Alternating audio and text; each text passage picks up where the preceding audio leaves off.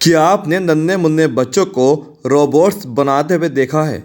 क्या आपने छात्रों को रोबोट्स की लाइव कोडिंग और डिकोडिंग करते हुए देखा है? इन्हीं सवालों का जवाब आपको मिलेगा हापुड़ की मेरठ रोड पर स्थित ब्रेन वेव्स इंटरनेशनल स्कूल में, जहां एक बार फिर आयोजित टेक्नोब्लास्ट में नन्हे नन्हे जूनियर वैज्ञानिकों ने तकनीक का शानदार नमूना दिखाया, जिसे देखकर छात्रों के अभिभावकों ने भी गर्व महसूस किया।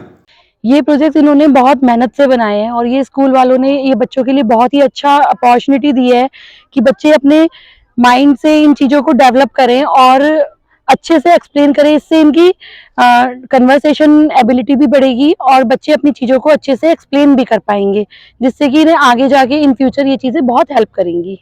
ये काफ़ी मेहनत की है बच्चों ने भी और टीचर्स ने मिलके, और मैं देख पा रहा हूँ कि काफ़ी जो प्रोजेक्ट्स हैं वो जो आने वाली जो टेक्नोलॉजीज़ हैं जिनकी हमें बहुत ज़रूरत है। जो आपके पीछे मैं देखता हूँ हार्वेस्टिंग सिस्टम बना रखा है। वाटर सेविंग का सबसे अच्छा उपाय मैं समझता हूँ ये है कि आप अगर हार्वेस्टिंग का आप यूज़ करेंगे तो बहुत ज़्यादा छोटे छोटे घरों में भी ये हम यूज़ कर सकते हैं। और सोलर सिस्टम के कई चीज़ें हैं, एनर्जी सेविंग वाला भी काफ़ी प्रोजेक्ट्स हैं यहाँ पे। मुझे अच्छा लगा, बच्चों का प्रयास बहुत अच्छा है। टेक्नोब्लास्ट का शुभारंभ हापुड़ सदर एसडीएम शुभम श्रीवास्तव ने फीता काट कर किया, जिन्होंने छात्रों से उनके द्वारा बनाए गए तकनीक पर आधारित प्रोजेक्ट्स पर चर्चा भी की। इस दौरान छात्रों ने बड़े आत्मविश्वास के साथ सवालों का जवाब दिया और प्रोजेक्ट के पीछे की एल्गोरिथम और कॉन्सेप्ट को भी समझाया। These projects are basically based on hydraulics. We have made the hydraulics using the syringes.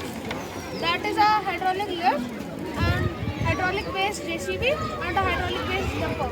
A dumper project which is based on hydraulics that we have made by the help of the syringes that you are seeing right now. It is based on hydraulics. Basically it is based on Pascal's law. As you must know about the Pascal's law, it is the law in which pressure is applied from one area to the another in the 2x speed. ये हमने hydraulic excavator बनाया है syringes का use करके। As you can see, we have used syringes as hydraulics, so to lift up and down. It works same as hydraulics used as in excavators, lifts, dumpers.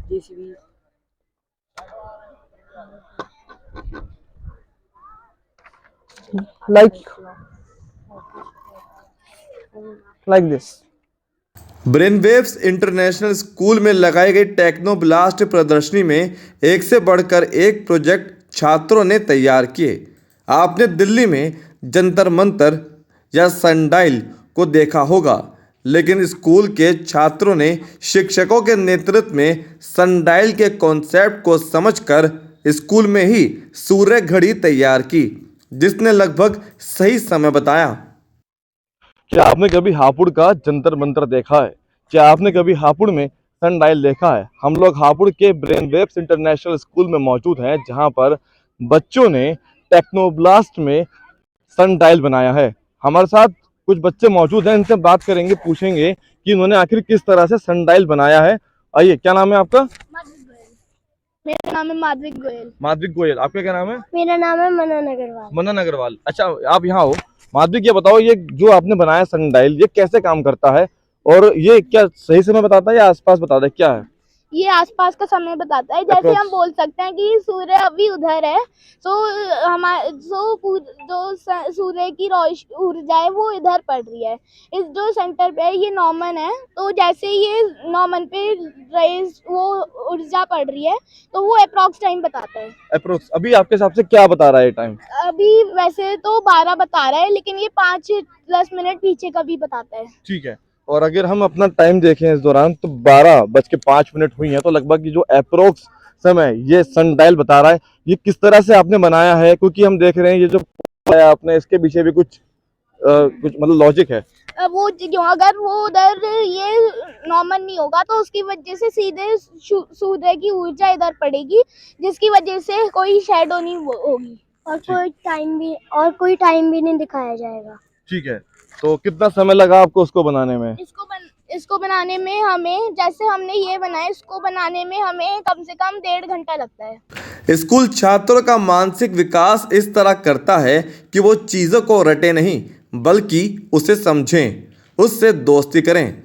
ब्रेनवेव्स द्वारा आयोजित ये टेक्नोब्लास्ट प्रदर्शनी पिछली टेक्नोब्लास्ट से एक कदम आगे है। स्कूल के चेयरमैन पंकज गोयल ने बताया कि छात्रों ने कितनी मेहनत के बाद इन मॉडल्स को तैयार किया है। At the end of the day Technoblast का जो ऑब्जेक्टिव है, जो उद्देश्य है, वो बच्चों को एक प्लेटफॉर्म देना है जिससे बच्चे जो है कोलैबोरेटिव वर्किंग सीखें, ये जाने कि प्रोडक्ट को बनाना, किसी चीज़ के बारे में जानना, उसमें रिसर्च करना, वो किस तरह से किया जाता है और कितना इम्पोर्टेंट है। तो लेकिन हम हर साल जो है बच्चों को चैलेंज, और जो हमारे टेक्नोब्लास्ट का जो एक कह लीजिए लेवल है, उसको हम ऊपर करना चाहते हैं। तो इस बार हमने बच्चों को और चैलेंज किया, उनको रिसर्च ज़्यादा करने को बोली है, प्लस ज़्यादा एप्लीकेशन के ऊपर ध्यान दिया है।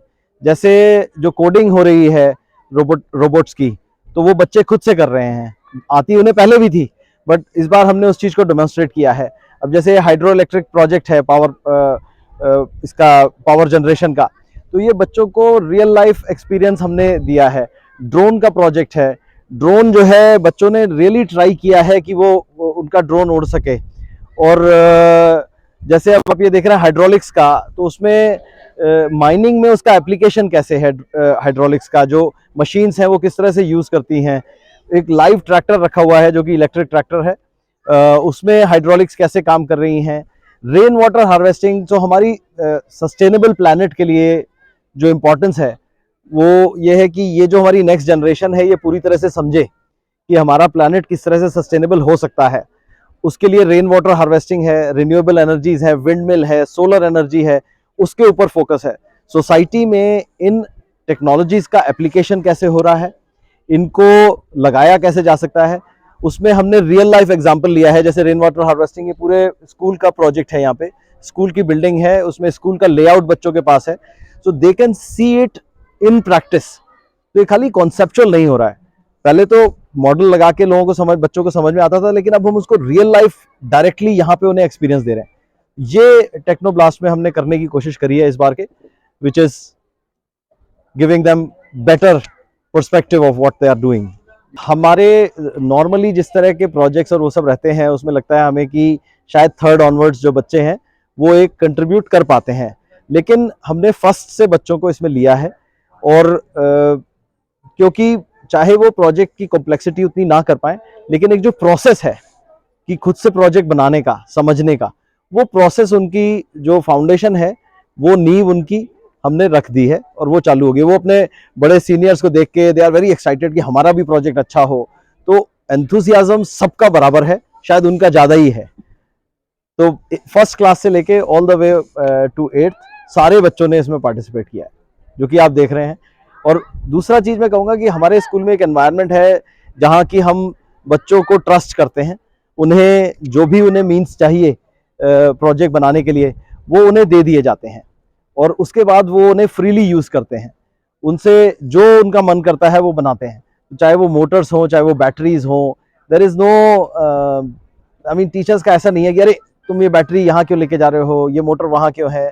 अभी आप अगर आप स्कूल में जाएंगे तो पूरा school is in a mess, and I like it as an engineer. तो वो जो मैस है वो बहुत अच्छा है।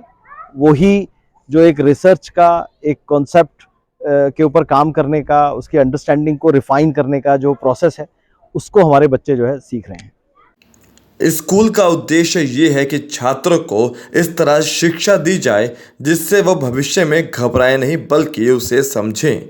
इसका जीता जागता उदाहरण बनी ये टेक्नोब्लास्ट एग्जीबिशन।